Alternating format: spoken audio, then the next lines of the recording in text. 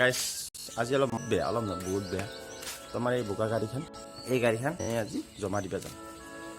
এই গাড়ীখন আমি আনিছিলোঁ লকডাউনৰ আগা দিনা। থাকিল বহুত বছৰ, 4-5 বছৰ আমাৰ তাতে থাকিল। মানে মই বেছিকৈ ঘূৰা কৰিছিলোঁ এখনত।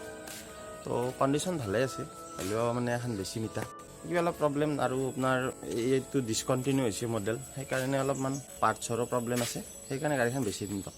গাড়ী পূৰা টিপটপ হৈছে, গাড়ীৰ কোনো ধৰণৰ এক্সিডেণ্ট নাই, একো নাই, ধুনীয়া হৈছে। সেনেকৈ যন্ত্ৰী হওক, গাড়ী ঘূৰাই হওক, যিয়ে নহওক মানে নিজৰ লগত টাচত থকা বস্তুটো যে আপোনাৰ দূৰত যায়, মনটো বহুতেই বেয়া লাগে। তো এতিয়া আমি চাংচাৰিকলৈকে লৈ যাম, তাতে গাড়ীখন জমা দিম। গাইছ লাষ্টবাৰৰ কাৰণে পূজা কৰি আছে দেউতাই, তো আজি ইয়াক আমি জমা দিবা যাম। তো গাইছ বলকতে গাড়ীখন লৈ যাওঁ আৰু আমাৰ যাত্ৰা আৰম্ভ হ'ল।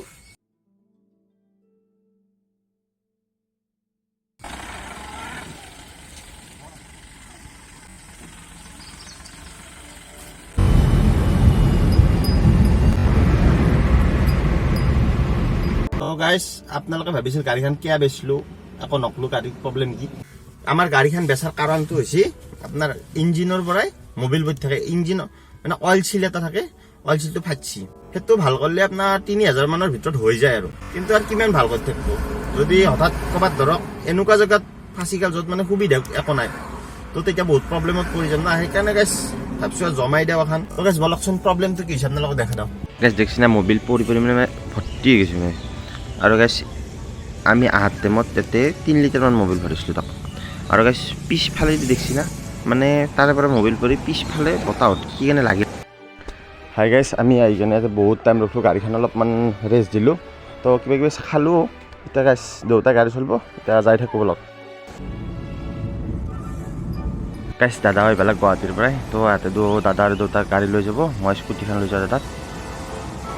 তো গাইছ আমি ফাইনেলি আহি পালোঁ এই কোম্পানীটো, মানে মহিন্দ্ৰাৰ হয়তো, ইয়াতে আমাৰ গাড়ীখন জমা দিম।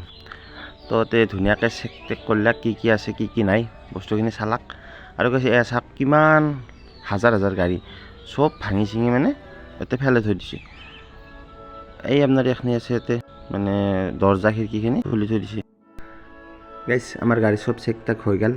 গাইছ বেয়া আৰু বেছিকৈ কিয় লাগছে জানে না, এই গাড়ীখন ভাঙি পেলাল। তাৰ ক'ৰবাত দিলেও অলপ বেলেগ কথা আছিলে, ভাঙি কিনে গুড়া কৰি মানে এটা মানে চিনি নাথাকিব আৰু, সেইকাৰণে অলপ বেছিকৈ বেয়া লাগছে। হ'লেও একো নাই দিয়ক গাইছ। এইটো কোন চনৰ মডেল নাজানো, বেলেনৰ দেখছি না গাইছ অৱস্থা। গাইছে দেখছি না ডাঙৰ গাড়ীটো পাৰ্টছ কাটছি মেচিনেদি, ডাঙৰ লগা এইগিলা চব ৰিচাইকেল কৰি নতুন গাড়ী যোনগিলা বনাই আছে তাতে এইগিলা পাৰ্টছগিলা এই লহাগিলা গলে কিনে নতুন পাৰ্ট বনাব। এইগিলা হাইড্ৰলিক পাম্প, এইটো হৈছে মেচিনটো। ইয়াতে ক্ৰেছ কৰে গাড়ীগিলাখন, ইয়াতে কাটে, এইখিনি আছে ইয়াতে কাটা জেগা। এই চাওক এইগিলা চব কাটি থৈ দিছে ইয়াতে।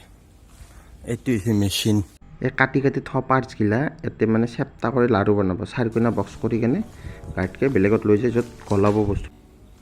বেলেগ মেচিন গাইছ।